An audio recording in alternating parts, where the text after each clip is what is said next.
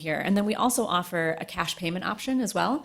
So if you're not able to pay with a credit card or have a checking account, you're able to just click a box and say, I want to pay with cash. We'll send you a barcode. You can either print that out on a sheet of paper or bring your smartphone to any 7-Eleven, Family Dollar, or CVS, and you'll pay for that pass with cash. You could pay for any one of our monthly or annual passes with cash. Your account will get credited, and then you can ride that way. And so 70% of all of our cash transactions have been for the Access Pass. So that to us is a sign that these two options together are really making this affordable and accessible to a lot of people. And then we have neighborhood ambassadors. So we've got 12 now. 7 of those are from the expansion area. So you may have seen more folks who are out in the community here, as well as Royal Oak, Oak Park, Huntington Woods, and Berkeley, really promoting that MOGO is coming and getting feedback from people in terms of where they would like to see stations. And so we're excited to have them as part of our team.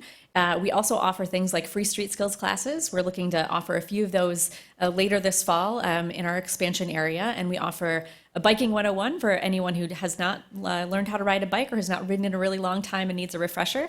We also offer a confident city cycling class. So if you know how to ride a bike but are a little unsure about what you do with all the markings on the road, with bike lanes, where should I be, going with traffic, against traffic, on the sidewalk, on the street. And so we really arm you with the knowledge that you need and then take you actually out on a group-led ride to make sure you feel comfortable. And so those are the kind of things that we offer free of charge. We'll be offering those in our expansion area as well. And again, really wanted to make this accessible to everyone. And in that vein, we have a program that's called Adaptive MOGO. So in May 2018, we added 13 adaptive cycles to our fleet. Those are hand cycles, trikes, tandem bikes, recumbent bikes, to serve people of a wide range of abilities. We are only one of 2 cities in the country that offer a program like this.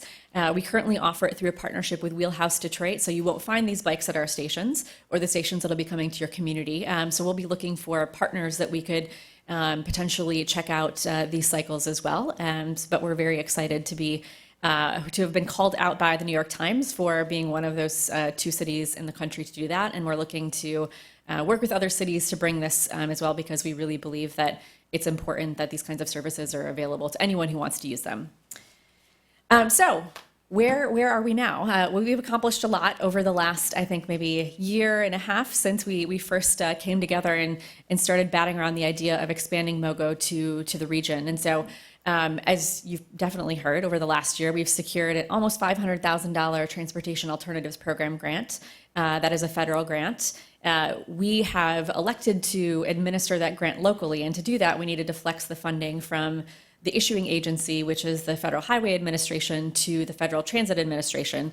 And so that's taken a little bit of time, but that has been complete. And so the city of Detroit, because they have administered the first TAP grant that we got when we initially launched in 2017, they've offered to do that again, because it is quite time and labor intensive process to be able to submit all the paperwork and then do all of the reporting to the federal government. So we have a partnership with the city of Detroit to do that as well for this grant.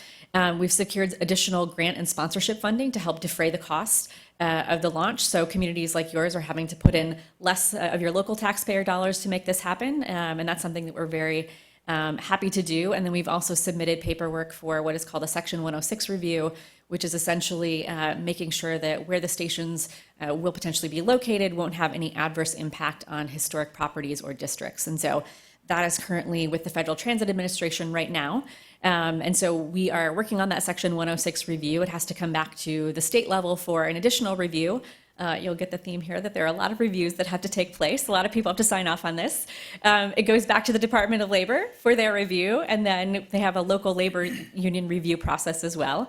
And so once those steps have been complete, then the review will be completed, and then the FTA can actually issue the award for the grant. While all that's happening, we've been working on finalizing our station locations and have been working very closely with Justin, and I consider it a great honor that he hasn't stopped replying to our emails, because I know we've been back and forth on several locations, and so we're narrowing in on those. And then obviously I think it's before the body tonight to look at approving the memorandum of understanding between the city of Detroit for administering that TAP grant, as well as the operation contract with MOGO, who is the organization that I represent. And I should have mentioned, we are a nonprofit organization. We were created at the end of 2015 with the sole purpose of launching and operating bike share in Detroit. And so that second contract will be with our organization to run the system as we have over the last couple of years in Detroit. And then what's next? So the FTA will issue that award once the Section 106 process is completed. And then the Detroit City Council, again, because since the city of Detroit is administering the grant, they will accept the award and then an amended contract with us, because we have a contract with them currently to provide service in the city of Detroit. And that will include the expansion area. And then we'll go through a very quick procurement process. We've kind of teed everything up since we know we're going to be using the same equipment, same stations, et cetera, and then we'll be able to install stations, test them, and then launch. So you can see that we've covered a lot of ground, but there are still some steps to cover, and so we can't make any commitment in terms of timing. We hope to do it as soon as possible. Obviously, there's no one, more than, us and our team who want to get more bikes out on the streets and get people riding them, but we obviously want to do this the right way and make sure we're getting all the necessary approvals. So we'll continue to keep you up to date and certainly keep Justin up to date as we move forward with that progress, but we'd be happy to answer any questions if anyone has any. So even though the site locations have not been reviewed and approved, we've identified them locally, correct? Yeah, they've been identified, they've been submitted for review, but I don't think we've gotten the final approvals. But Justin, you want to probably has just more information. share with people what the recommended? Right. Generally, so just as a reminder, there's 7 stations in Ferndale. 7, I'm sorry. Yep, 7 stations, and so they're kind of spread out to try and cover different areas of the community. So we focused on areas like Livernois, Woodward Heights, and of course 9 Mile to be near downtown, and then near a couple of parks as well. So still looking at the final options for those, but generally the feedback was given at a few different meetings, including one we held at the Kulik Center, I think in February, and then people had an opportunity to submit preferred locations on the MOGO website, which was really helpful. So I feel like it was a pretty well-rounded process in getting feedback. So. Yeah, and I'll just add that we have taken, so that's mimicked our approach for the first round, where we look at the analysis provided by the consultants that we work with on site planning, and then we get that local community feedback, just our experience from administering bike share for the last 2 years, and kind of put all those layers together to then come up with what we think are the best locations. And then the great thing about this is that this technology is really flexible, so we don't have to excavate, we're not drilling, we're not connecting to any electrical, they're all solar and battery powered. So we're going to put them in the locations we think are going to be the absolute best, but obviously we'll learn a lot once we put them down on the ground, and we may decide that, hey, it makes sense to relocate this down the street half a block or on the other side of the intersection. And so we'll be able to make those moves going forward relatively easily. So although we're spending a lot of time on getting those initial locations right, there is a lot of flexibility down the road to make changes too. Okay. Any other comments or questions? Comments? Yes. Sure. So through the chair.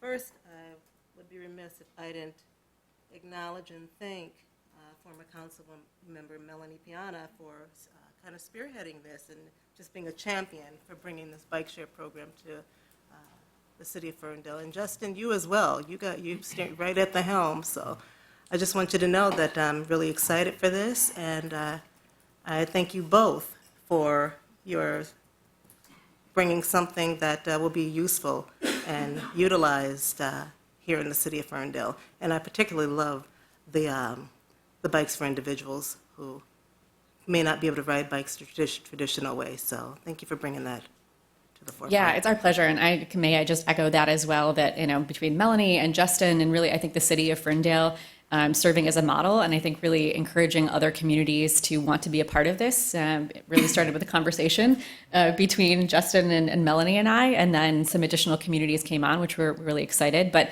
I think this provides a really great chance to show people throughout the region that we can provide creative solutions to mobility challenges that we have by communities working together. And so excited to be a part of working on that with the city of Ferndale, and obviously Royal Oak Park, Huntington Woods, and Berkeley, and Detroit as well. Yes.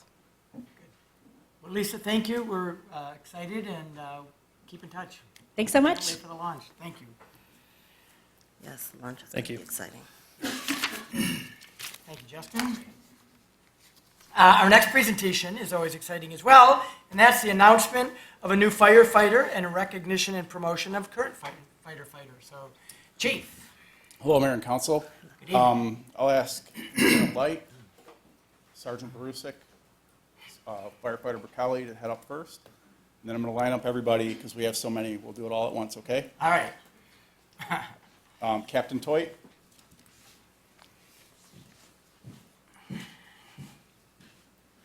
Firefighter Drozlinski. Firefighter Ladish and Staub.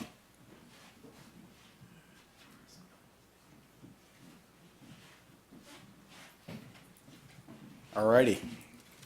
So today we have many promotions to handle as well as some recognition to our firefighters, and we want to welcome our first firefighter, which is at the very end, Andrew Staub. He joined the department about 2 weeks ago. He was from Farmington Hills Fire Department, where he served 8 years as a firefighter and 2 years as a medic. I'm proud to say that he's from Ferndale. He lives here with his wife, Kate, in the audience. And we're so happy to have him. We've heard nothing but good things about him. I think he's going to be a lifer here. Yeah. So I'd like to hold all our applause till the very end, please, because we have so many. So welcome, Andrew. I want to applaud him, but all right. I'm going to award Andrew I'm going to issue him his probationary fire shield that goes on his helmet. He has to wear this for 1 year before successfully completing his probation. Then he'll be awarded the official shield of the Ferndale Fire Department. So. All right, moving on, we have Alex Ladish. Alex just finished his 1 year of probation, and he will be awarded his helmet shield today. Alex might be a little shell-shocked and a little nervous today because about 2 weeks ago when he finished his probation, I shook his hand, and all of a sudden the skies opened up, and he got about 20 gallons of water dumped on him from his peers. Alex is originally from Texas. His lovely wife, Callie, is out here. She's a resident at Beaumont. And he also has a degree in kinesiology. So if you need a massage or anything or a muscle work, get a hold of Alex. But I'd like to award Alex his shield today. Great. Congratulations, Alex. We really can't applaud, eh? All right. Well, you can, but I mean, we'll be here all night. All right. So, all right. Unless we might have marijuana people too, and that takes another hour. So we'll get it done today. Moving on, we have firefighter Drozlinski. He's been with us for about 9 months. Frank is from Milford Fire Department, and he comes with a lot of experience. He just successfully passed his paramedic class, which is a very tough class. He was one of our basic hires, so he was holding down a job as well as going to school 40 hours a week. It's a high hurdle. We only get about 250 to 300 paramedics going through the program, that successfully pass every year in the state of Michigan because it's a national registry. So that's a big accomplishment. I like to brag about Frank a little bit. He was a world-class baseball player, world-class athlete, and he was once recruited and scouted by the Texas Rangers and the Atlanta Braves. A slight injury caused his career to end, but he's strong enough to be on the Ferndale Fire Department, but I'm very proud of him for that. What position? Center field. Center field? Yes, sir. All right. Captain Toit here. Captain John Toit's been on the department for over 23 years. He has a passion in the fire department. He moved on to finish his master's degree. 4 years ago, he was accepted to the National Fire Academy in Emmitsburg, Maryland for Executive Fire Officer class. It's a 4-year program. It involves in-house work at home as well as going down there for 2 weeks a year. And it involves a lot of research papers, peer networking, and like thesis-style papers and stuff like that. But he was one of the rare chosen people in the fire service to accomplish that, and not a lot of people can hang their hat on that success. So, very good. Congratulations. Okay. Can I have the family members of these 3 gentlemen up here come up here? We got Sergeant Bracali. He'll be a sergeant in about 5 minutes. We have his sons here. You're going to go up, yep, right here, guys. We have Teresa Light, and we have Molly and Jenny Barusik. Okay, so starting with Sergeant Barusik. Starting with Captain Light. Recently a lieutenant. Lieutenant Light has over 29 years in the fire service. 21 of those are with Ferndale. He's a fire instructor as well as a paramedic instructor. He's head of our tech rescue team and our training officer. His experience shows every shift at work. I've never worked a shift, and I can speak for all these guys, where you came to work and Steve was in charge and you didn't feel safe. He was always going to make the right decision. You knew you could count on him to have your back. He's a true definition of a firefighter. He's currently working on his master's degree at Eastern Michigan University. And he's always going to make the fire service better, and he's proud to work in Ferndale. I can speak for him. I'm honored to be the one who promotes Steve to the position of captain. You truly earned it. Thanks, Steve. Teresa, you can pin his badge, please.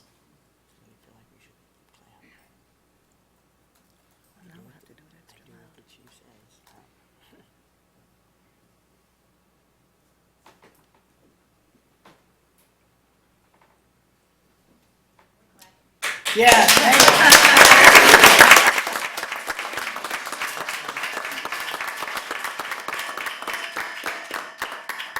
All right. Moving on to Sergeant Barusik. Sergeant Barusik's been with the Ferndale Fire Department for over 14 years. Jared completed his bachelor degree at Lake Superior State University in fire science while working summers as a wildland firefighter out west. So he put himself through college doing that, and it's a lot of hard work. Urban forestry, forest fire is a lot different fight than structural firefighting, but he's a strong guy, you can tell. Jared worked hard to get where he is by stepping up as a fine example to other firefighters. He's a natural leader and a mentor, and it's my pleasure to promote Jared Barusik to lieutenant. His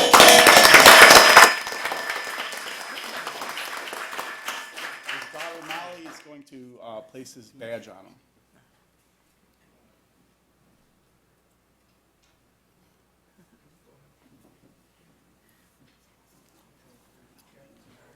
Aw, she's so cute. She's adorable. She's so cute. Aw.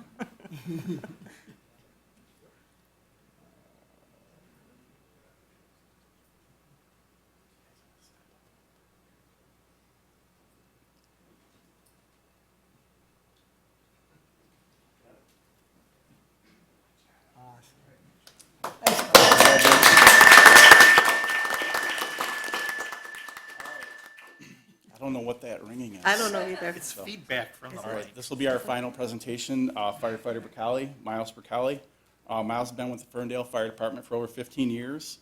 Miles has always wanted to keep us cool under stressful situations, whether it's a medical call or a rip-roaring fire. Miles always keeps us cool, and that's the kind of level-headedness you need to be a leader. He has the ability to take control of difficult situations and sort through the challenges they present and to think through things quickly and methodically and safely.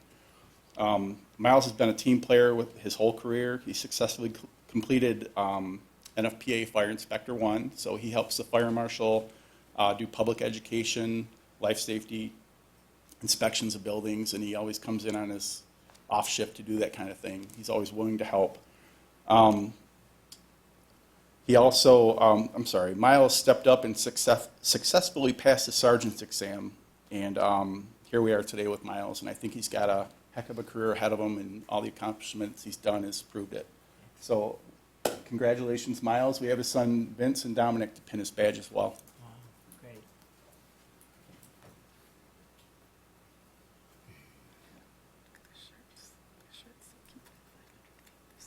With all these people up here, I'm telling you, your city is very safe, and you got some good thinkers and some Yeah.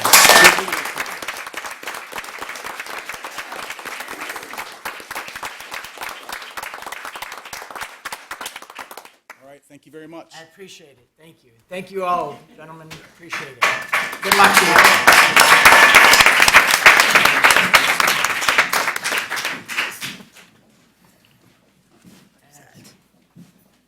Oh, he's in his dad's cabin. Adorable.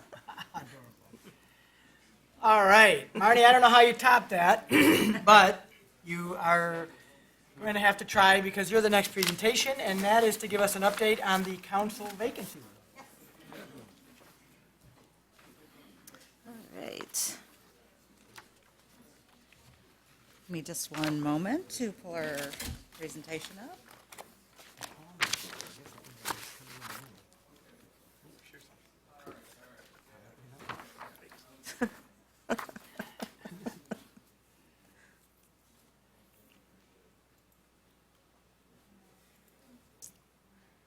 Okay, so at our last council meeting on July 8th, you will recall that Councilmember Piana resigned to run for mayor as required by the city charter. And your council came up with a not a replacement, but a process to fill the vacancy in council for the remainder of the year. So we have started to collect applications. The vacancy must be filled within 30 days, according to Chapter 3, Section 9 of the City Charter. So that process has begun. On July 8th, Council discussed the process and decided to take applications from the community members who are interested in serving for the remainder of 2019. And that process will be running through July 29th. So applications are being accepted now through the 29th. They come to me, and once all of the applications have been compiled as when the deadline elapses, then all of the applications will be forwarded to council. And all of the applicants should meet the requirements for a member of council, which are stated in our city charter, which is that they must be a resident for at least 2 years and a registered voter and over the age of 25. Oh, so sorry.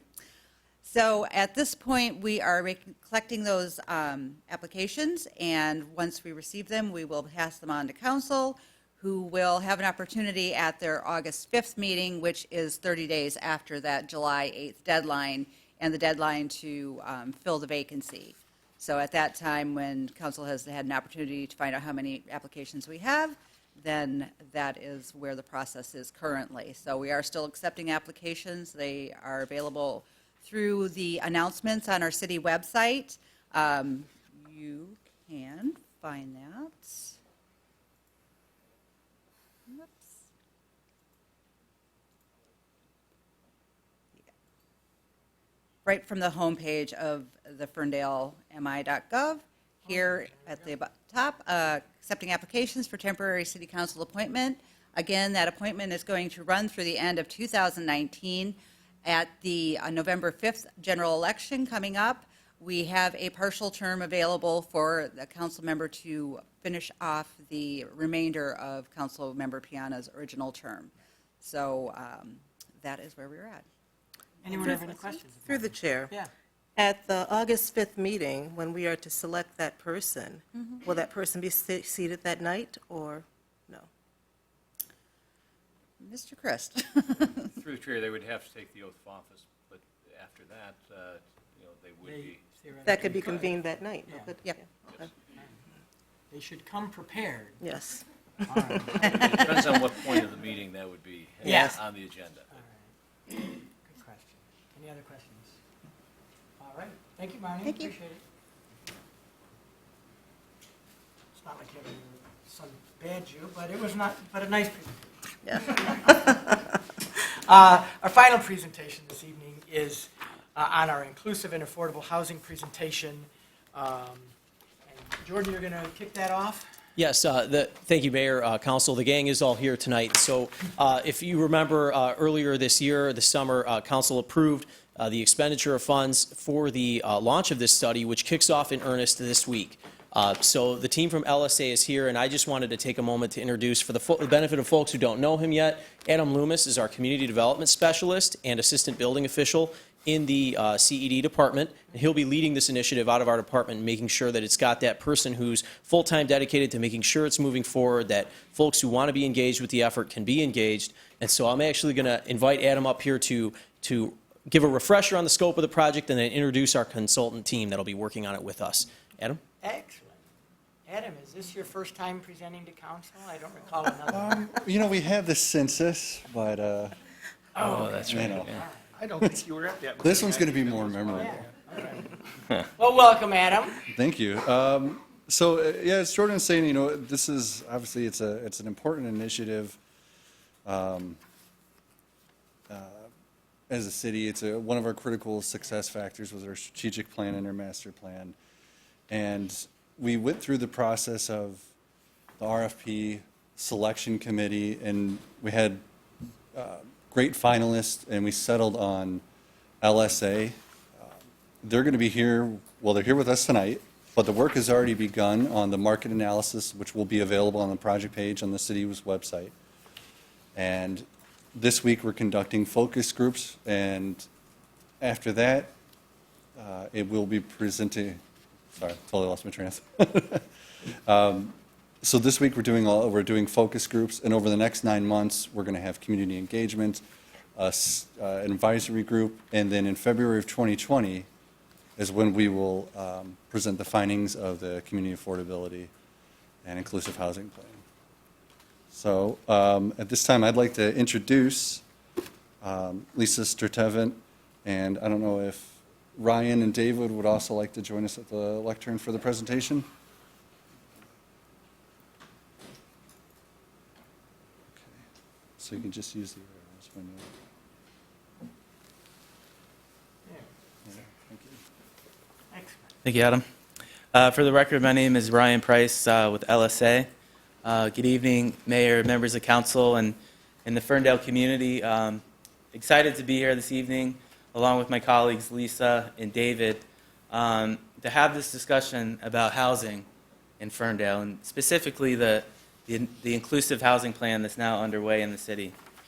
You know, it's part of a broader initiative in the city to really address the rising cost of housing that you're seeing here in the housing market, and really with the goal of preserving the accessibility of Ferndale as a place for individuals and households from all different types of walks of life. So the goal of the plan, as we step back, is really to provide an actionable strategy that the city can use and facilitate to expand housing options in Ferndale and promote this city as an inclusive place, an inclusive community. And saying inclusive community, that's kind of the first goalpost, if you will, of this plan, because inclusive housing can mean a lot of different things for a lot of different folks. And so a lot of the initial effort of the first phase, and I'm going to walk through the different phases of the plan, is really defining what does inclusive housing mean in the Ferndale context. It's going to be different in Ferndale than it is in other communities. And so really defining what that is kind of the initial first phase, and we'll touch on some of what the housing market analysis kind of feeds into that definition phase here in a minute. So I'm going to try to keep the presentation brief so we have some time for discussion, but touch briefly on our firm, walk through the plan a little bit, next steps with the schedule, highlight some of the key findings. There's a lot of meat in the report, and I definitely encourage you to dig into it, but just some key findings tonight of what we found in the data, and then open it up for discussion. So LSA, our team, we are focused on fostering housing and planning solutions at the local level. And we do this by providing research and demographic trends and housing analyses, and really coupling that with on-the-ground community engagement. And what that allows us to do is really customize housing plans that fit the context of the community and that align with the vision and the goals of the community. So you can see here on the left some of the types of plans that we work on. Like I mentioned, we blend kind of this research lens with kind of on-the-ground engaging with the community.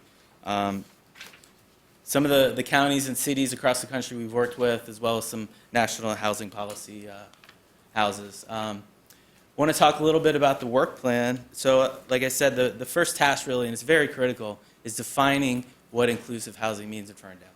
And so we're using a three-pronged approach to doing this definition. The first is really looking at the housing market, which is part of this housing market analysis, understanding the households that are in the city now, getting a pulse of the needs of housing, as well as the future housing based on job projections in the city and the types of households that are moving in and out. In addition to that, we'll be looking at kind of other communities in the country of similar size, looking at best practices of what does inclusive housing look in other communities. And not really reinventing the wheel, but kind of leveraging best practices. And the third prong, very important prong, is engaging in dialogue with stakeholders in the community. So we'll be conducting interviews, focus groups, and then more importantly, we'll be establishing an advisory group that serves kind of as a liaison to the broader community for this effort. So we'll be reaching out to the advisory group to get their input on the definition. Once we have the definition, then we're going to work on establishing goals. What does the inclusive housing in Ferndale need to look like? And then also kind of a roadmap of how we get there, which is more of like the policy recommendations. So it's a big task one, which is going to take us, I'll get into the schedule, into September. And so we'll be back in September to kind of present those findings. The next step is really the metrics. And so now that we have a plan and goals in place, what are the incremental steps that we can take to get to where we need to go? And as part of that, there would be a monitoring plan that would be used to kind of keep things on track as it progresses over the years here in the city. The third phase is really the baseline assessment. And the key input to this is going to be kind of the housing market analysis and understanding where the housing market is now and where inclusive housing is now. And then really, now that we have the goals in place, we have the baseline assessment in place, the critical output of this task 3 is that gap between where we are now and where we want to be. And so using that gap, and from task 3 feeds right into task 4, which is the action items and developing a roadmap to getting where Ferndale wants to be. Task 5, you can see, is kind of throughout the entire process. We're pretty big on community engagement, and we'll be outreaching with the community in a variety of platforms. We're here over the next few days doing stakeholder engagement, but we're also going to be having a social media presence. We're going to have some educational materials to circulate throughout the community on what inclusive housing means, what it looks like in other communities, vignettes about the types of residents that may want to live in different types of housing, and really just sort of provide kind of an educational component to the project. All of this culminates in a task 6, which is the final product, which is the inclusive housing plan. The schedule, the next step is really forming this advisory group. You can see we're right at the red line there. So the next phase, after we kind of get the definitions in place, is really to move on to the goals, which will be happening in August. So I wanted to run through these quickly. As we looked at a lot of data in the city, and these are the things that really stood out that seemed rather unique to Ferndale in context of kind of neighboring jurisdictions around. So the home ownership rate, and this may resonate with what you've been seeing. It may surprise you, some of it. It has been declining in the city. We've been seeing an increase in the rental market in the data. A lot of this has been being driven by the fact that there's younger adults coming into the city, non-family households, and I'll get into that in a little bit, what that means. But it's really this kind of transition between, seniors, there's fewer families with children, and more young adults, and a lot of that is kind of driving down the home ownership rate overall.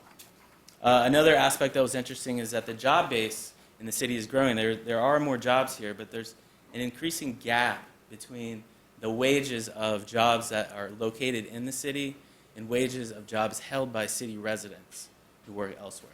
And so understanding that gap and how that can impact the housing market is also an important finding. And then more broadly, housing prices, and I'm sure this... I'm sorry, could you just clarify? So the gap is that there are lower wages in Ferndale, people that work in Ferndale are making lower wages than outside, or is it the other way around, although I suspect it? That's a good question. No, to clarify, the gap is between the wages of workers who work in Ferndale and the wages of Ferndale residents who work in other communities. Okay. So basically, the demand in the housing market, the wages of that demand are higher than the workers who work here. So for clarity, the people who work here can't afford to live here, is the problem that we face. That is the trend that the data is starting to show, yeah. And it's because there's different job sectors. So, and I'll get into that in a little bit, but the different job sectors are going to have different wages. Gotcha. Yeah. Yeah, just wanted to be. That's a good clarifying Thank question. you.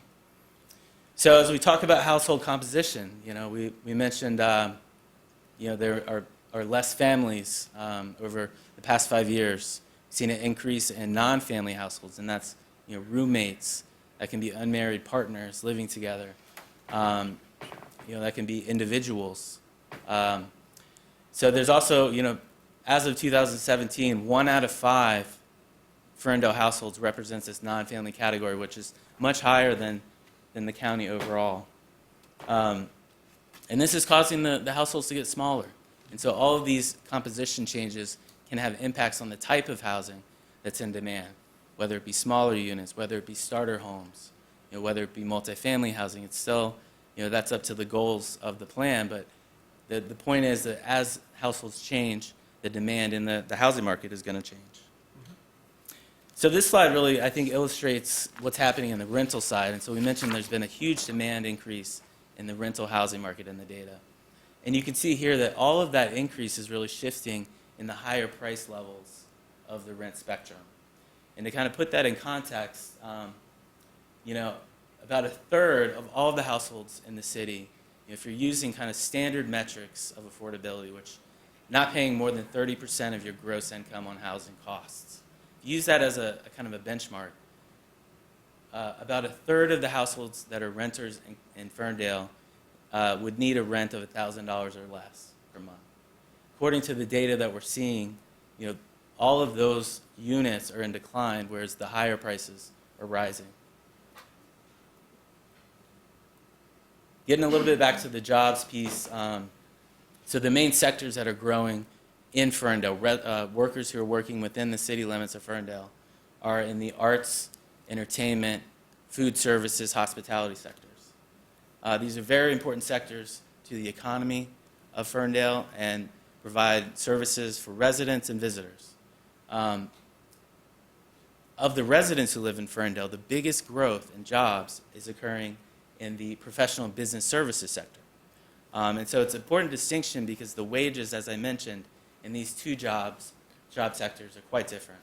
And this can have implications on the inclusiveness of the housing stock and whether or not, not all workers will want to live in Ferndale, but it's just having the option to work here is becoming increasingly unlikely.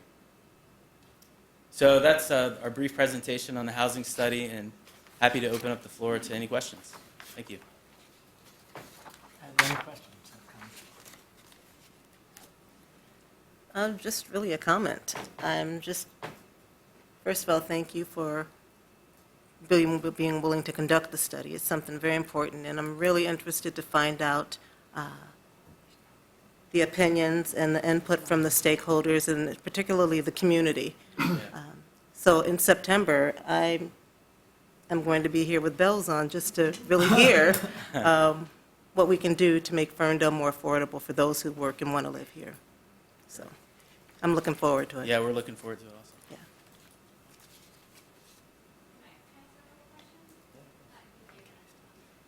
Hi, Melanie Piana, 387 West Lewiston. I feels odd to be down here as it is my first meeting from City Council. I've been a champion of this initiative on behalf of the city, and I had 2 questions tonight. One was, will LSA sort of put the context of our housing in a regional perspective as an outcome of your report, or where does it fit in the total sort of what's going on in the region? We've been part of like the Urban Institute's Southeast Michigan Regional Housing Project, and where do we fit in sort of the demographics of where the county is going? And then will you guys be sort of talking about how Ferndale's housing crisis sort of fits in a bit about the national housing crisis? Providing that context would be helpful. So, I'm glad you mentioned that. So as part of the housing study that we conducted over the past month, we did actually take a look at peer jurisdictions, geographically, Oak Park, Royal Oak, other communities that are this is an urban area, it's in the same housing market. And so we're looking at the price points and we do have that information available in the study. We are seeing prices rise, in most communities in this area.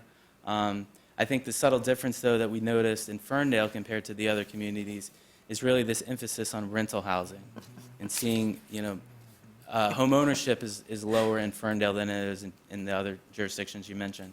And so I think where Ferndale fits in the broader housing market is really that rental piece. And again, that's in the housing study, and happy to answer any more questions you have about that. But it certainly would be a regional lens that we'd be looking at. What inclusionary housing policies do other communities in this area have that we could model after, or we could alter to kind of fit the context of Ferndale better? Is there coordination that can be had in terms of like transportation linkages and things like that? So it'll certainly have a regional lens to it. So if someone here or someone at home watching on television wants to be part of the community engagement, how do they connect? So the best way to connect would be through the website. We're also going to be Which is, tell them. Oh, our website, you mean?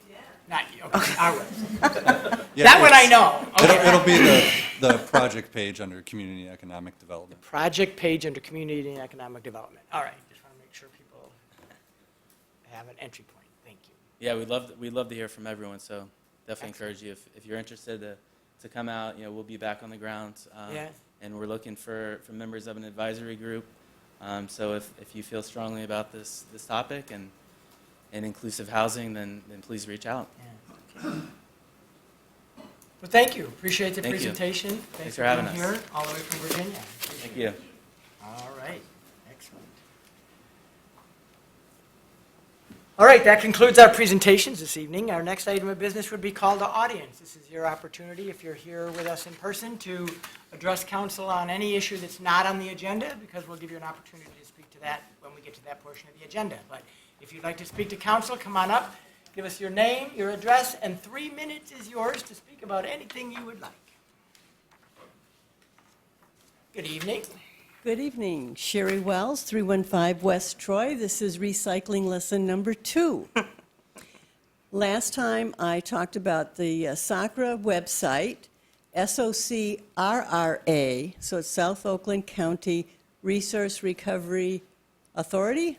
I keep forgetting the A. But on that website, it has a waste wizard. So you can put in whatever you're interested in and finding out what their recommendation, whether it's recyclable, whether you take it to the SACRA facility, and I'll talk about that next time. Or you can just go down A through Z and look at all of them like I distracted myself by doing. Now, this box is the size that will fit in those big bins, but I'm putting it in my kitchen to fill it up and not walk out to the bin every time I've got something. But you can put cardboard, smaller than that even, stick them in there and one less trip. Councilman Pollica has one of these in front of him.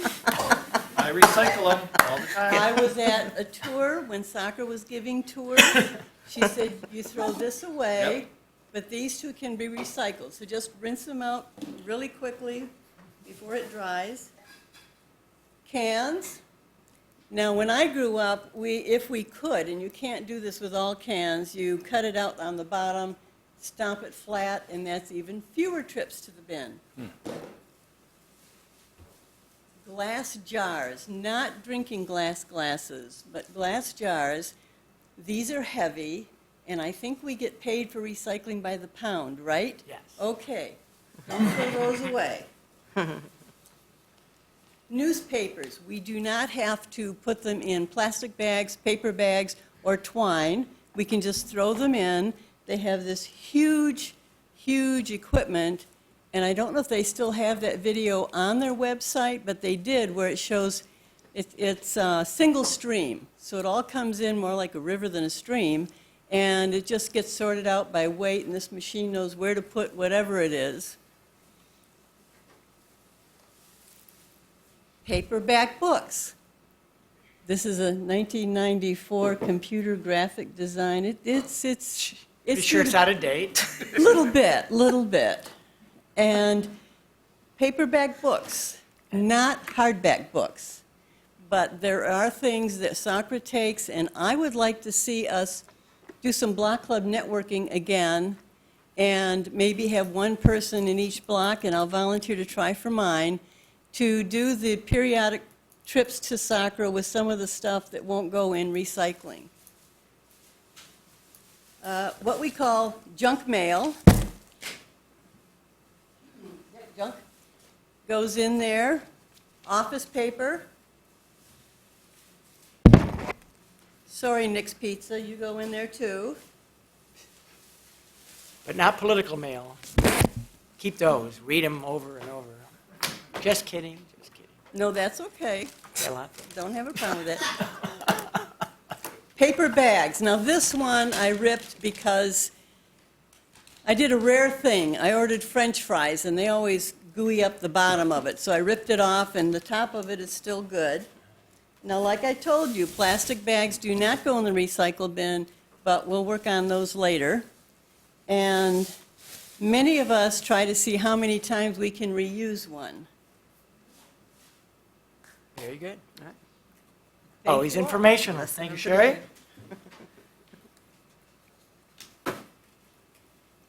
Good evening. Good evening. Hi, everyone. Tori Buback, 394 Bester Avenue.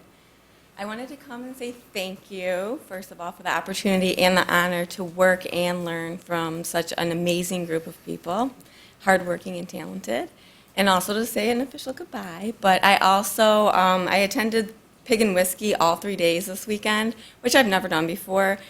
And it took me till the third day. I thought, am I just seeing things with new eyes? I'm not really sure. But by the end of the third day, I was sure that there was a definite vibe about it, that it seemed like Texas State Fair, and I just loved the whole thing. So big props to Chris Johnston on that event. They do It was a nice amazing. job. Yeah, thank you. Thank you for You're saying welcome. that, and it's good to see you. Yes, Thank good you. to see you all too. Yeah. And I also wanted to say, no hard feelings, so please, Thank if, you. we're out on the It's street. great to see you, and look forward to seeing you around town. Absolutely. Thanks. Thank you. Thanks, Tori. Anyone else like to address council this evening on any issue not on the agenda? Good evening. Good evening. My name's Lon Herman, 348 Albany, and I just really kind of have a query about the ordinances, any ordinances regarding bike traffic on 9 Mile between Woodward and Allen, because I've seen a great increase in the number of people riding their bikes in that section. I know there's signs there that say, please walk, but hardly any of them ever do. And I'd really like to know if there's some sort of ordinance that could be enforced to stop people from doing that, because especially with the... And you're talking about on the sidewalk, right? On the sidewalk, yes. And especially with the seating areas in front of the restaurants there and everything. And I know some people are trying to be conscientious, they have bells and they say something. But if you're walking down there and you're not thinking about it, A, you might not hear them, or B, it startles you when you jump, which you could be dangerous, because if you move into their path, you get hit. Yes. So I'd just like the council to take consideration of that. And if there isn't some sort of an ordinance controlling that kind of traffic, I'd like to see one proposed. And so just for your knowledge, there is an ordinance, and the ordinance is that you must walk your bike on the sidewalks downtown. And there are some signs posted there as well. Now, we don't have a dedicated downtown police officer, so I agree with you, it happens, and we don't always have folks there to nab them. But there is signage, and it is against the ordinance to ride your bike on the sidewalks downtown. So, Might be a good idea, Right. at least especially on the weekends, to Yep. have people, maybe to have someone walking that area. you're right, every once because in it's a while. dangerous, just like you said. Thank you. Appreciate it. All right. Anyone else? All right, seeing none, we will move on with the agenda, and our next item of business is the consent agenda. And the consent agenda are what council considers routine items, and we enact in one motion unless council removes something from the consent agenda. So let me read that now. Item A is the approval of the Geary Park Skate Park rules as submitted by the Parks and Recreation Director. Item B is the approval of the 2019 annual dues of the Oakway Mutual Aid Association from the account listed in the agenda in the amount of $5,000. Item C is the approval of the 2019 Dream Cruise Street and Parking Lot Closure Schedule as submitted by our Special Events Director. Item D is the approval of a special event permit for the 2019 Funky Ferndale Art Fair on September 20th, 21st, and 22nd of this year, and the attached recommendations for council, also submitted by Special Events Director. Item E is the approval of the special event permit for the 2019 DIY Street Fair to be held also the same dates as the art fair, September 20th, 21st, and 22nd, 2019, and to authorize the mayor's signature. Item F is the approval of the attached changes to the collective bargaining agreement between the City of Ferndale and the DPW laborers, TPOAM, for the period July 1st, 2019 to June 30th, 2022, as submitted by our HR Director. Item 6G is the approval of the Amogo Regional Bike Share Operations Agreement and Memorandum of Understanding. Item H, as you know, has been removed for another meeting. Item I is the approval to purchase the 2019 Chevrolet Tahoe Police Interceptor from Berger Chevrolet for $36,696 from the account listed, the drug forfeiture capital outlay account, I should note. Item J is the approval of the recommendation to rebid the Schiffer Park project during the 2020 winter season as submitted by the city manager. And finally, item K is the approval of the bills and payroll as submitted by the city manager's office and subject to review by the Council Finance Committee. What is council's pleasure on the consent agenda this evening? I move that we accept the consent agenda as presented. Support. I have some questions. Yeah, okay, so it's moved and supported now. Are there questions? First of council, I'll ask anyone from the public as well. Through the chair, Chief, for the police interceptor, is this a new vehicle or a replacement? I know it's a new vehicle, but is it an addition or is it replacing a vehicle?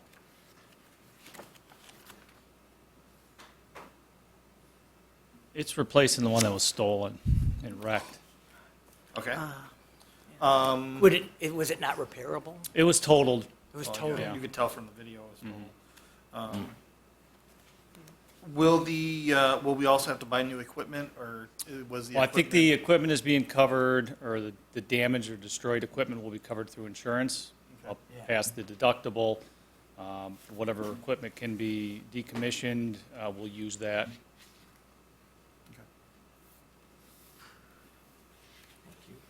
And I also, did you have a question? I just had a question regarding consent agenda item 6A. I just wanted to, she's here, for the Parks and Rec Director. Yes, she's there. Are these the same, are any of these rules any different from the skate park, Lorena? And just a, do you have so the rules that we see here, are these new rules or are there additional rules here as opposed to what's already posted outside of the skate park right now? Okay, so some of these are additional rules that are specific to the skate park. Okay. Majority of them are. Okay. The skate park hours are the same as the park hours. The safety equipment is specific to the skate park. Some of the general guidelines as far as no pets in the glass containers, smoking is specific to the skate park.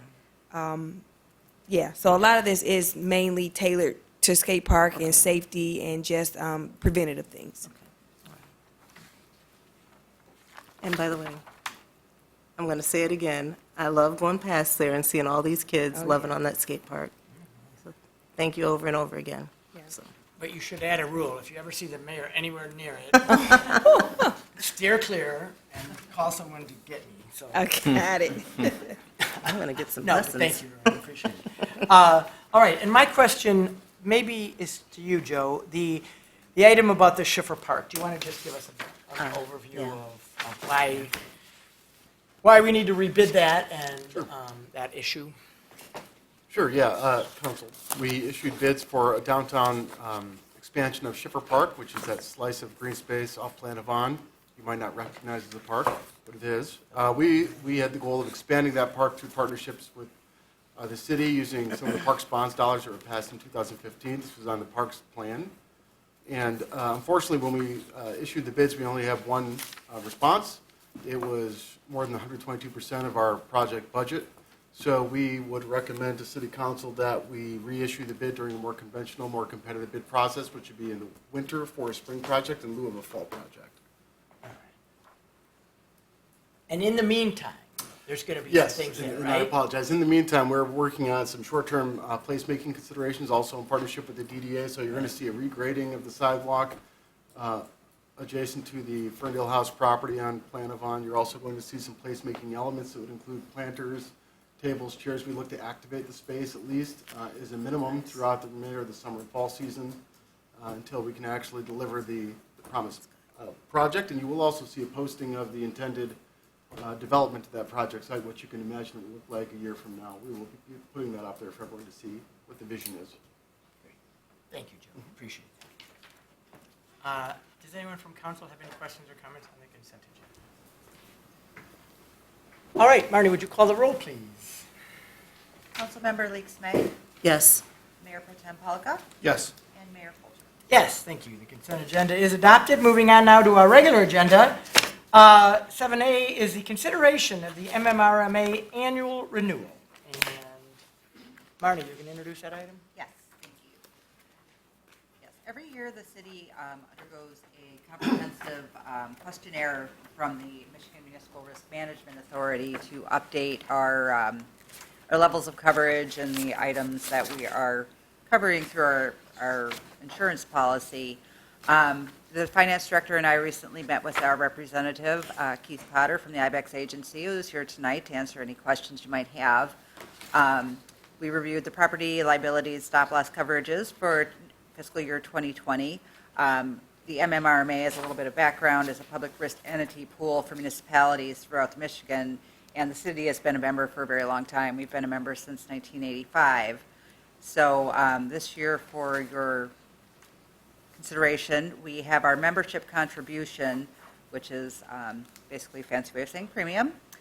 The amount due this year is $757,336, which is an increase of 1.5 over last year, but should be noted as less than the rate of inflation.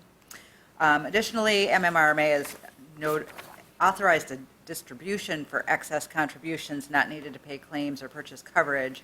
So that amount comes back to the city, and the amount allocated to the city for this upcoming year is $211,922, which will be paid back to the city this quarter by check.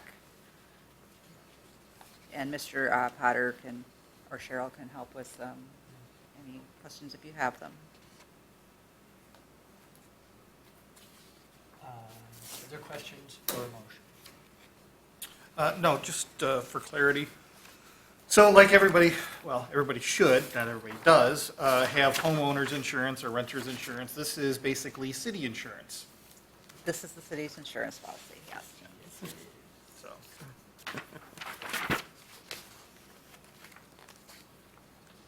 A motion would be.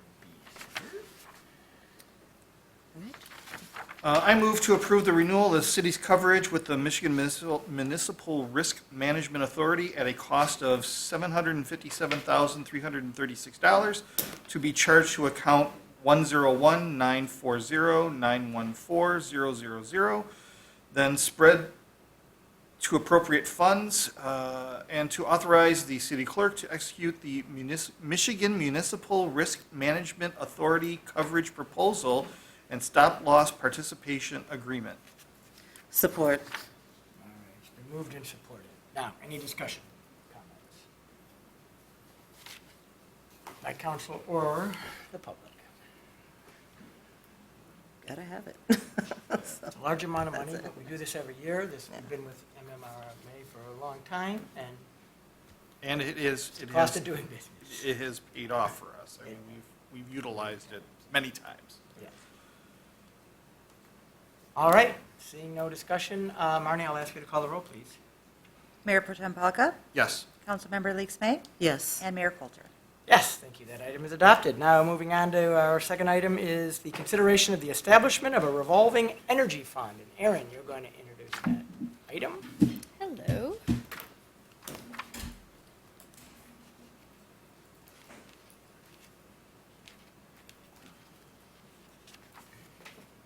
Good evening. My name is Erin Quattel. I'm the Environmental Sustainability Planner, for those of you who do not know me. So tonight I'm going to be presenting the proposal to start a revolving energy fund for the city of Ferndale. So I modified the presentation a little bit. It's a little different from what you have in your packet this evening, really just to put more information out there and gave a little bit more process on how we kind of came to this proposal with everything. So I have a brief agenda, an overview. I figured I should give you a definition of what a revolving energy fund is for those of you who are not familiar with it. Talk a little bit about the development process of how we came up with the proposal and how you kind of define and do a revolving energy fund. Talk about some of the city plans and commitments that we have had in our master land use plan and strategic plan and so on. Talk about the actual proposal and then leave some time for questions and discussion. So, what is a revolving energy fund? It is an internal capital pool of money that is dedicated to funding energy efficiency, renewable energy, and/or sustainability projects that generate cost savings. A portion of those savings are then used to replenish the fund, allowing for reinvestment in future projects.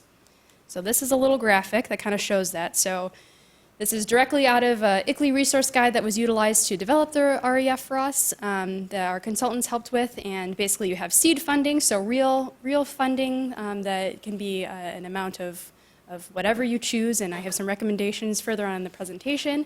You have your new energy project. You go through the implementation of that project. The savings are monitored throughout that project. Then you have actual savings identified. It usually happens about 6 months to a year after the project has been implemented. And then a percentage of those savings that you save that you would have otherwise used on energy for those types of projects is then reinvested into the fund. And that's how it is the revolving energy fund. Some of the city plans and commitments that we have agreed upon as the city as in a community. First two are from the master land use plan. I included the one talking about the conversion of the LED streetlights because it's one of the things I mentioned when the LED streetlight conversion was approved is that some of that funding will then be reinvested and this will be the launch project for the revolving energy fund if approved this evening. And then second, there's the use savings from energy efficiency upgrades to create a revolving energy fund, which is what we're trying to fulfill this evening. In our strategic plan, we're always seeking organizational and financial excellence, which you can read there as well, so providing innovations how the city can save money and become more efficient. We are also part of the climate mirrors by improving our energy efficiency and complying with some of the things set forth through the climate mirrors. We're able to reduce our carbon footprint and have some better renewable energy sources in our community. And then in addition, one of the things that I've been working on with our intern that we have this year is conducting a baseline assessment for our buildings to see what are those first projects that we can identify if the revolving energy fund is approved this evening. So why are we creating this? To facilitate energy management and optimization in our buildings. The revolving energy fund proposal for this evening is specific to municipal operations. So this building that we are in right now at City Hall, fire stations, police stations, anything that the city owns and operates. Finance the installation of those energy saving measures and reduce those operating expenses from the energy used for those. We're making our operations more resilient by having more energy efficiency in the case of any sort of inclement weather or any other issues that the city may face. The promotion of the implementation of various innovative sustainability projects. One of them that you see right outside City Hall is our solar carport for our police squad cars. And the promotion of renewable energy resources, which again would be like through a solar project or something similar like that. What can a revolving energy fund accomplish is they fund projects that would otherwise may go unfunded. You know, it's able to help maybe fill the gap of a project that maybe is a little bit more costly because of the efficiency, because sometimes with more sustainable products, they can be a little bit more technologically savvy and cost a little bit more. You can achieve predetermined level of cost savings, energy savings, CO2 emission reductions. There's a lot of ancillary benefits for doing revolving energy fund and providing these efficiency projects. You can use it as an education tool for the community, talking about, if there are different efficiencies that we do here at City Hall, how can that be translated to our residents and community members, business owners, and so forth. And it really helps institutionalize energy and climate-related work within our existing departments here at City Hall, or really the city. So a little bit on the development process. Last year, we approved the utilization of EcoWorks, which is a consultant we've worked with in the past to help us go through the process of developing a revolving energy fund. And one of the pieces of that was having a consensus building workshop, which we held at one of our normally scheduled internal staff leadership meetings that we have on a monthly basis. We were able to identify, where is the seed funding, so working with the finance department to figure out what is realistic for that. We identified various revolving energy fund characteristics. The language that we use and some of the documents that were in your packet reflect that. And then what EcoWorks is going to provide is if this is approved this evening, then they're going to have a 3-month check-in after the revolving energy fund is implemented to kind of see how everything's going, answer some questions, provide any other technical assistance that we may need. So for the proposal this evening, we propose that there will be a $20,000 seed funding from the general fund as that seed. And if you remember that image that we had, that's kind of the first step of having a revolving energy fund. You have to have some sort of base to start the process. It was determined by the group that 80% of the savings will go to the revolving energy fund. So for example, if we were to do new lights or something, 80% of those energy savings would go back to the revolving energy fund, and 20% of those savings would go back to the department. So in the instance of, let's take the example of the police carport, some of that funding was from the police budget, so to speak, and so 20% of that would go back to the police, for example. And that's just a way to kind of build some support from the departments to have improvements throughout, and so they feel like they're getting something out of it. There is a revolving energy fund project application, and the idea behind that is that during our annual budgeting process, if a particular department or employee or whomever has an idea about how they can utilize the revolving energy fund, they can put an application, and that might be energy saving for new lights or new, whatever new technology comes out there. And as part of the budgeting process, then that would be reviewed as part of the capital review and then go for proposal in front of official approval in front of council. So council still has their input on that budgetary item. And as I mentioned, the LED streetlight conversion is the launch project for this if the REF is funded this evening. And so a little bit of a breakdown is right there, but I think that the next slide actually has a little bit more information on that. So the LED streetlight conversion has an ROI of about 2.2 years. And since this was such a large capital program that we approved, we determined that it would, since it had such a quick ROI, that the general fund would be replenished for that ROI, and then once that was replenished, then it would kind of kick into the revolving energy fund. And so, like I said, once that ROI was achieved, then it would be broken up between the 80-20. So 128,000 would go back to the revolving energy fund, and then 32,200 would then go back to the general fund. So you still have general fund monies going back to that. So just to clarify, the entire cost over the first 2 years goes to the general fund. Yes. The 80-20 rule doesn't kick in until the savings come in after the expense. Thank you. And that's a little bit unique because this was, like I mentioned, such a large capital expense, had a brief ROI, and so it's a little bit of a special case. Normally, it would be the 80-20. I get it, but it's a good way. I think that's a good step and a good way to Kind of try it out. Build up the REF as well. So thank you. And the last slide I had is just examples of potential future projects. They can be anything from lighting upgrades, HVAC system upgrades, window replacements, maybe alternative, EV vehicles, alternative fuel for our vehicles, whatever happens in the future, anything related to energy could be a future potential project of the REF. And with that, questions? Do they have electric cop cars, Chief? They go fast enough to catch bad guys, huh? Not 100 miles per hour. Not 100 miles per hour. Actually, I think it's Auburn Hills that has transitioned over to electric vehicle. Really? Check into it, Chief. He's saying no, they didn't. All right. I'll find the article. All right. Maybe they're looking Does into anyone it. have any questions for Aaron? Thank you, Aaron. That was Thank really you. comprehensive and yet relatively short, so I applaud you on I both tried to of be those. brief for you. Does anyone have any questions for Aaron? Either at council or anyone here joining us from the public? I have a couple of Aaron. Go ahead. So this only applies to projects that we fund out of the general fund for the money to be able to seed or be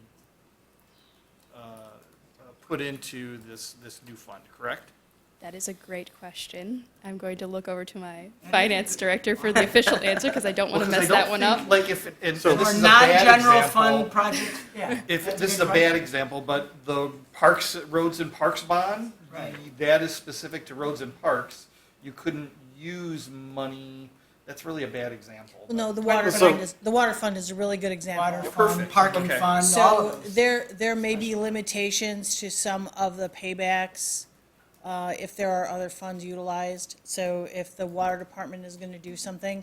However, if the water department does use some of the seed money, then that seed money will get paid back and then it'll go. We'll kind of have to look at that as a case by case.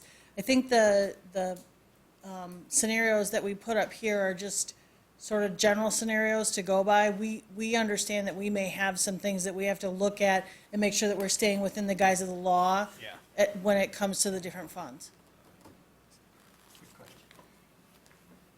Sometimes I am. I'm not acting surprised. Really? I am. There was another one, but I can't think of it right. Anyone else with questions? No, it's really exciting. So when does it begin? Has it already begun? No, better not have. We haven't. No, it has not. Um, As soon as I get your blessing and it's remember my- approved. Okay, yeah. So if we establish it today, is it a fund that is locked into place? Or is it a fund that 15 years from now, a council could actually raid for other uses? We had a lot of discussion about that.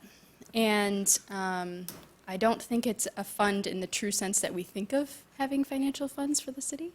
And, but there is a resolution that's part of your packet that we would like to pass this evening that would kind of just, you know, give a little nudge to say that we are committed to energy efficiency. This is how we're going to manage energy efficiency projects. And that's how other municipalities have used But it. it's not a special revenue So fund. it's- It's not really a like dedicated, binding- yeah, It's more of fund. a, Because. Through the chair. Why? I'm just It's- curious, because that seems like it might be a good idea. It's essentially a subset of the general fund. It's just an account number with certain rules that we've governed, that we put in front of you, that provide guiding language around the policy framework. But what we can't do a few things. We can't commit a future council to dedicate funding, restricted funding to this, since it is a subset of the general fund. But also, we would seek to provide some sort of flexibility to future administrations, depending on environmental Yeah. factors. You don't know. For example, if we lose the Headley, then you might want to rethink how you use the general fund dollars. So priorities can change every year based on the environment. I worry about that too. That's fair. And I think we talked about, this is a special request to approve the resolution tonight. You'll see a budget request making the change. Yeah. And then as we go through each budget process each year, this will be part of that budget process. So theoretically, you'll know what the projects are that are coming, and it'll be in the process of approving the budget as a whole for the city. I would also add that the revolving, so projects that are applied for are going to be included in the capital improvement plan project, which is the kickoff of the city's 9-month budget process. So that would begin in the fall. We'll begin receiving those projects, vetting them, and then including them within the budget process, which would be approved by city council every April. So really, we're calling it a fund, but the reality is it's a line item within the General fund. General fund. So when we're looking at the budget, we'll see it as a line item or an account within the fund. I know that Ann Arbor is doing the same thing, so I was going to consult their financials and see how they're handling it. Maybe they're going to call it a general fund and give it another number like 102, instead of 101. So we might do something like that, but if it's just going to be a couple of line items, then we might just give it a department number to differentiate it from the other departments in the general fund. Okay, thank you. But it does make sense now that I think of it, because it's our general fund savings that we're simply putting aside. So we're not raiding someone else's money and then taking it and using it for another purpose. So you're right, we wouldn't want to bind other councils if they decide they have other priorities for the general fund money. Okay. Yes, and I see someone who would like to ask a question. Good evening. Hi, good evening. My name is Brian Stawawi, 215 College Street. I'd just like to thank Aaron for the presentation. It was really great. I had two questions. One is, you mentioned that applications can come from the city workers or officials. Can applications for projects also come from residents? And then the other question was regarding the streetlight project. It looks as though the DTE would maintain ownership of those streetlights, and we would be, as a city, would be funding a vast majority of the project. Is there a way that we would be able to gain ownership of those streetlights? Or if DTE gets to keep ownership, can they fund more of the project? I'm happy to answer two parts to those questions. The capital improvement program is an annual process. It's conducted in the fall. Right now, applications are submitted internally. However, we are looking at attempting to revamp that process to include a public input process. So part of that is digitizing the application process and making it a little bit more seamless. So we are looking to provide an inclusive component this year. I would also like to add that we do have the Ferndale Environmental Sustainability Commission, which is comprised of residents, and certainly they are my sounding board and advisory board. So if anybody is interested in participating in that, they're always open to come and attend and provide feedback in that way as well. Good point. And just to clarify, the input from the residents would be for city projects, not for residents. Right. Projects. Right. And the other question about DTE, yes, they do own the poles, but they also pay us personal property tax on those poles. So for us to take them over would be a significant dip in some of the property tax revenues that we do receive from them. And we're gonna save money on the energy. They kind of have your hands tied, where they own them and they maintain ownership, but we do receive revenue from them. Well, if I can add, they also handle the maintenance, so we don't have a special department that has to be manned 24 hours a day to go up and repair streetlights. And one other note, we do pay the energy for those streetlights, and so the real benefit to us is that energy savings because the LEDs have a significantly less energy demand than the current system has. Excellent. Other questions or comments? I don't think we've had a motion yet, have we? I don't think so either. No. Is there a motion? Is this the motion? I like very good. Well, You want me to do it? it's very, Yeah. Do it's it? minimal. Go ahead, I'm fine. Yeah. I recommend that we establish a revolving energy fund. Support. Seems like a very short motion. Dan, are we sure that's all we need to say? Might be. Not sure what else you would add, but strikes me as Well, very the short. recommendation action said, consideration of the establishment of a revolving energy fund. Yeah, no, I don't know how to, No, I that's the short only way and I look sweet. at No, I that know. is turning it into a motion. Through the chair, I think that's fine. All I right. mean, you could reference as provided in the report submitted by the Environmental Sustainability Planner, but that is essentially going to be coming, as she indicated, will be coming back on a budgetary process annually. So I recommend that we yeah. establish a revolving energy fund as recommended by the Ferndale Sustainability Environmental Planner. sustainability. Planner. Yes. It's a long title. Support All right. that. Very good. It's been moved and supported. Any further comments or questions? I just want to thank you for all the work that you've done on this. I think we're off to a great start. And I think you know, it's a win-win. Save. Thank you. Right? Yeah. Save, and we help save the planet. So thank you for all your work and doing. Thank you. I appreciate that. Putting this together. Marnie, would you call the roll, please? Councilmember Lakes May, Yes. Mayor Pro Tem Polika, Yes. and Mayor Coulter. Yes, thank you. That item is adopted. That concludes our regular agenda. Next item of business is call to council. So, Chief, anything from the police department for the good of the community this evening?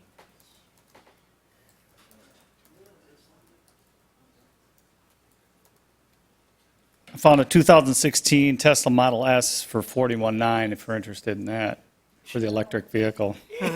No, just kidding. Actually, we're having a conversation today about a ancillary vehicle with all the events we use, and those would be something that would be electric, whether it's in the form of a golf cart or those little trikes. So it is on our radar, but it's extremely hard to get a vehicle that carries the amount of weight and the amount of people that we have, and possibly the speeds that we need to use to go electric. I think in the realm of parking, that's a pretty good option because they really don't have a lot of those bigger loads that we're pulling.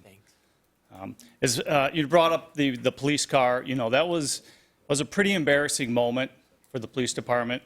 The Officer John Heath has been here 38 years. He retires on Thursday, and we have never had a police car stolen in 38 years. So just rest assured that we have put some policies in place and that we are putting some mechanisms in the vehicle that will never happen again. So I just want to let council and the public know about that. Can you let us know when those policies are created? Just share them with us for information. They're in place right now, they're in temporary place. ones, but we're still working on the best options for keeping the vehicles Can you out just share of those? somebody's hands that is not authorized to drive them. Yep, gotcha. So, I'm just grateful that no one was hurt, so it was. so are we. Yeah. So are we. And then finally, while I got you, the issue of bikes downtown. I mean, this comes up somewhat regularly, and like I said, we don't have like a beat cop downtown per se, but how do you guys manage? I've been here going on 24 years. I've never written a violation for a bike, and Ferndale Moves actually says that it is legal to ride bikes downtown. It's just suggested that they're walked. Right. Suggested. Yeah, through the chair, Did I misspeak earlier? That was there's a not my prohibition on skateboarding on the sidewalks in the downtown district. I am going to double check the Okay. issue relative to bike, but I did not see it as Please I was. do. I have always And we also been under the have- impression that they had to walk. We were adding some more regulations during special events, so you might have been thinking about that allows us to curb and prohibit any type of vehicles through special Yeah. events in those closed-off areas. Thank you. All right. And Lana, I apologize if I misspoke. That's always been my understanding, that it was our ordinance to walk your bike, but maybe we need to. We'll review the language. Okay, thank you. All right, Chief, anything else from the fire department?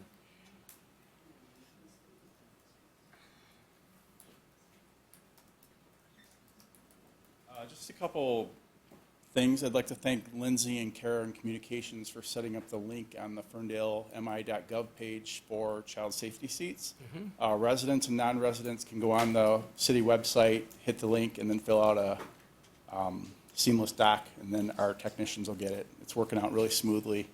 We've had over 100 so far now, since we had our people certified. And then also, just people take care of yourselves out in the heat. Pig and Whiskey, it was extremely hot.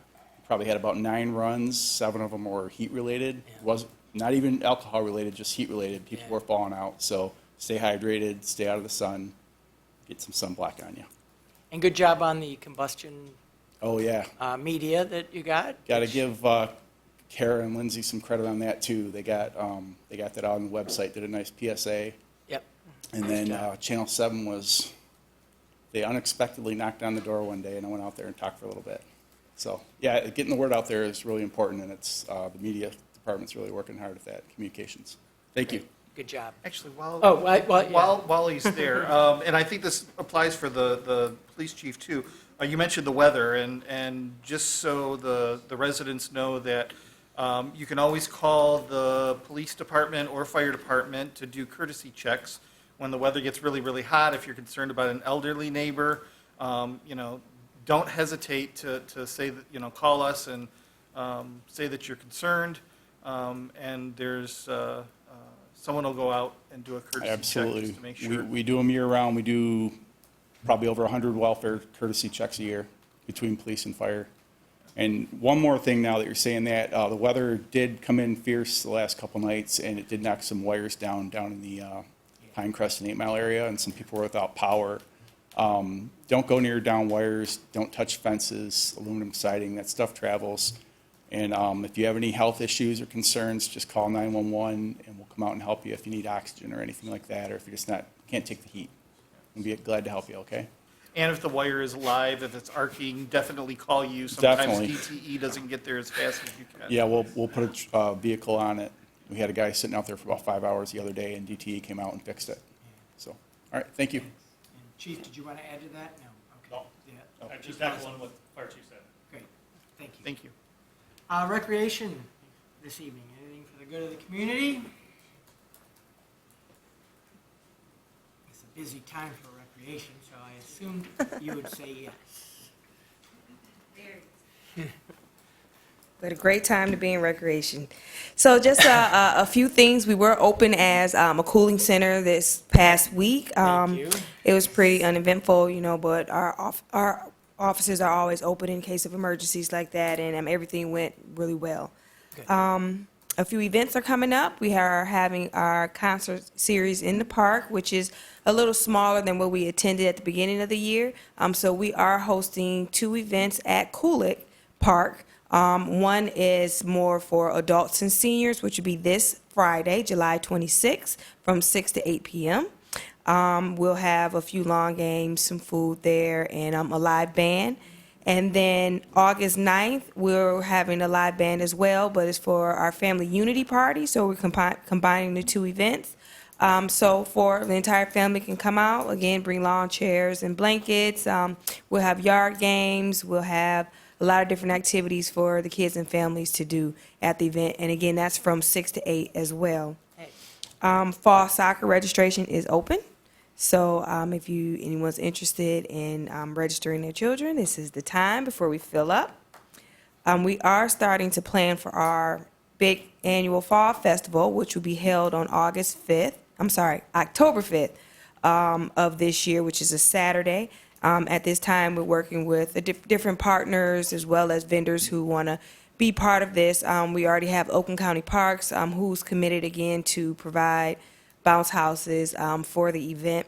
We also met with the Curling Club, who will be sponsoring a game this year to introduce curling to the family. So if you don't know what it is or what it's about, well, it'll be a carnival-like game there for curling as well. And we'll have some great prizes to give away for that. But if anybody else is interested in being part of the Fall Festival, this is the time to contact Parks and Recreation at 248-544-6767. And hopefully we can get Marnie to get us a haunted house. We'll see. Oh, all right. That's all I have. Last question, how's the city kickball team doing? We're having fun. And that's all that Say no matters. more.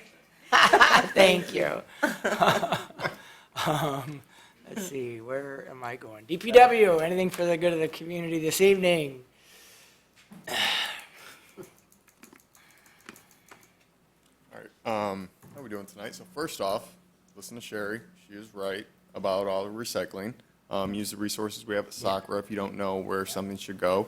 Overall, we can do a lot better as far as recycling goes and stuff like that, which does get us credits back on our bill. So I love your, council night, weekends. I appreciate it. Second, to kind of reiterate, not going to get that out tonight, but what Chief was saying, yes. When you got a down line, call fire department 911, somewhere along those lines, because we're not always there 24/7.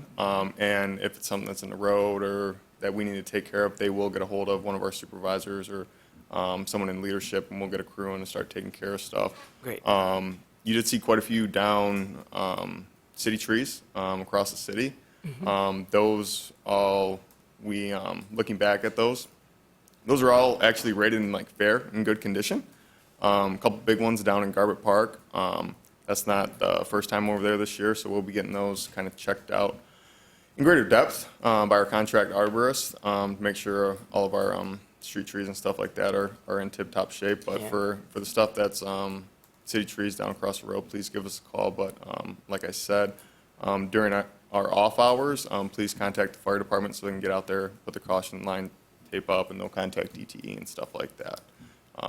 And outside of that, overall, the pavement projects, with the amount of rain we've had this year, they've been going quite well. Contractors are making pretty good pace, and so far, so good. And if you do have any issues with those, please give us a call. Great. So Appreciate it. Dan, I was going to Oh. tell you, I almost didn't recognize you. There's less hair going on. Well, that's why I wore this shirt today, just in case you guys I almost weren't did sure not where. recognize And a where work to shirt. go. I said the same So, I was like, I Good have a luck. question for Oh. Dan. Or actually, it was more of a statement. So I don't think the downtown flower beds have ever looked as good as they do this year. Well, we appreciate that. We have been, very happy with how our crews have been doing down there. We've been getting a lot of positive feedback from the DDA as well. So, end of the day, we do appreciate it. Our crews appreciate it, and thank you very much. Thank you. Jordan, anything else from economic development? Nothing else, sir. All right. Dan, anything from HR? Communications? No. How about finance? The kickball? Apparently, I don't. No. All right. Mercy to good. All right. Marnie, anything from the clerk's office? Yes, actually, I do have a presentation. I'm going back down to the podium. Wow. 2 in 1 evening. I know, right? As you'll recall, we transferred our agenda management software from iCompass to Granicus, and in the couple of months since we've done that, we've been having some difficulties getting everything uploaded as far as old meetings, meeting archives, agenda packets, and minutes. So we are still in the process of working on that, but I want to show everyone how to get to the information. We have all of the council meetings videos archived since 2009, and council minutes are available going back to 1917. So all that is available. And Greg, from you the- read those all, haven't you? Oh, yeah. They are fascinating. Yeah. Go to the homepage of the website I love it. and scroll down from the common requests. You'll find the meetings and minutes tab. And in this heading area under council meetings, you will see to view the past meeting videos before the date of 5/13/19, which is when we did our transition. These are all on YouTube. We are having we're still working on getting the link working properly, but if you right-click on it and open in a new tab, you will go directly to the city's YouTube channel. We've been working with IT to get these kind of more organized, so they have created us playlists. So you'll see here on city council meetings, we have 227 archived council meeting videos. Planning Commission, we do not record video, but we do have audio recordings of all of those proceedings. We have 45 of those and other items that the city has videotaped over the years. From the next link, we have the past meeting minutes and packets, also from before that date. So also by right-clicking, open this link in a new tab. This will take us to a dedicated meeting archive in Google Drive. So if you prefer to look at it this way, which makes a little more sense for me, you can do that, or you can go back to the list. Here we have City Council. So when you go there, right now, you've got your 2019 are here. And what this is all of your packets and minutes. And we started creating electronic packets back in 2009. So a lot of these older ones are just the minutes rather than the full packets because those are still in paper. But here's where your historical minutes are located. And these go way back. Yeah, so, you can pull up, whatever year you have an interest in. and, scroll on through. Typewriter. Yeah. Yeah, those are- Yes, yeah. So I just wanted to make sure that the community is aware of where those are accessible.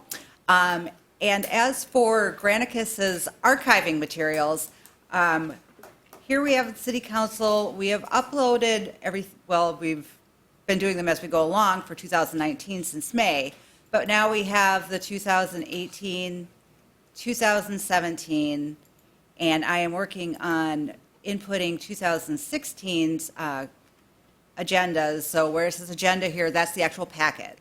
Minutes are here. When you go to video, at this point, it just shows this link that says no audio and video. But again, we're going to be working on that to update it so that it just is a reminder to look at the YouTube page if you want to view those materials. So I just wanted to make sure that everyone was aware of how we can get to those things since the change. I think I'm going to go home and read old council minutes. I know, that's kind of neat. Thanks, Marnie. Joe, anything? With hear ye, Hear ye. Anything for the city manager's office? Whereas I have a few updates. Whereas. One reminder is that the next city council meeting has changed from August 13th to August 5th on account of the special appointment. So that's just a reminder for the general public. To a brief construction update on the DOT downtown. Everything is moving on as scheduled, and actually they are projecting to be out of the ground over the next few weeks. So you'll notice if you're able to walk by and peek into the site, you'll notice that the basement floors and the basement ceiling are going to be poured actively across from east to west over the next several weeks. So really excited about that. It's moving along well.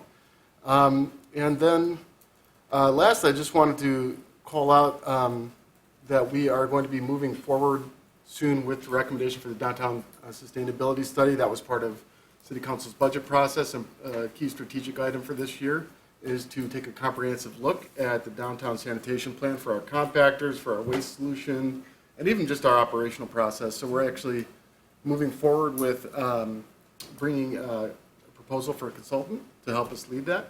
In the meanwhile, we are still actively receiving several comments through the DDA and from the general public about ongoing abuse of the downtown compactors. So we are working internally with a task force to actually bring some recommendations on how we can address some behavioral issues with the compactors downtown while we are still concurrently planning for the long-term study of downtown. So you'll see movement on that over the next 4 weeks, but I have realized that we've received several comments over the past few council meetings, and we are receiving active comments to my office. So I wanted to just provide that general update. I appreciate it. Thank you. Dan, anything from? Nothing tonight, Mayor. All right. Councilwoman Leaks May. Nothing tonight, Mayor. All right. Mayor Pro Tem Polika. nothing tonight. All right. As it would have it, everything's been covered as well, so I don't have anything to add. And so with that, our meeting is adjourned. Thanks, everyone. Before 9. Bam. Been a long time since that.